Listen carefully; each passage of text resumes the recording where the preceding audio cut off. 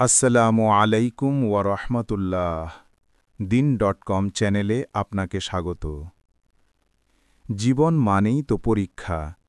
যখন পরিস্থিতি নিয়ন্ত্রণের বাইরে চলে যায়, তখন আমরা কি করি? আমরা অস্থির হই। কিন্তু মহান আল্লাহ এ কঠিন সময়ে আমাদের জন্য সবচেয়ে বড় একটি পুরস্কার রেখেছেন, আর তা হল ধৈর্য বা সবর। আসুন কোরআন ও হাদিসের আলোকে দেখি ধৈর্যশীলদের জন্য দুনিয়া ও আখেরাতে আল্লাহ কি অসাধারণ পুরস্কার রেখেছেন। প্রথম পুরস্কার, আল্লাহর রহমত ও ভালোবাসা লাভ। ধৈর্যের সবচেয়ে বড় পুরস্কার হল আল্লাহর ভালোবাসা এবং রহমত।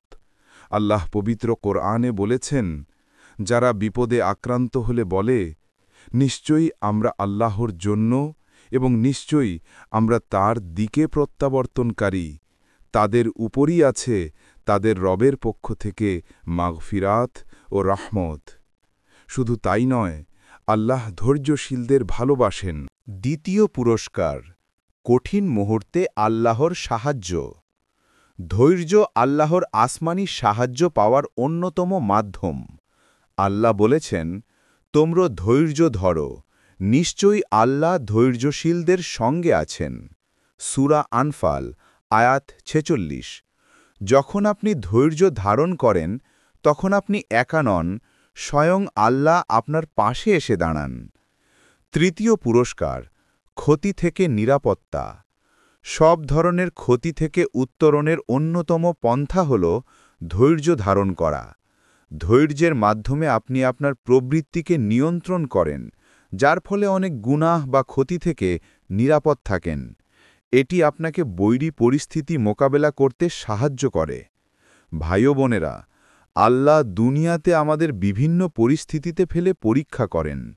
যারা সেসব পরিস্থিতিতে আল্লাহর ওপর ভরসা রেখে ধৈর্য ধারণ করে, তারাই রহমত ও হেদায়েতের নেয়ামত লাভ করে। ধৈর্যের প্রতিদান অনেক বড়। আসুন আমরা বৈরী পরিস্থিতি মোকাবেলা সহজ করতে আল্লাহর সন্তুষ্টির আশায় নিজেকে নিয়ন্ত্রণে রাখি এবং সবরকে আমাদের জীবনের অংশ করি। আমিন।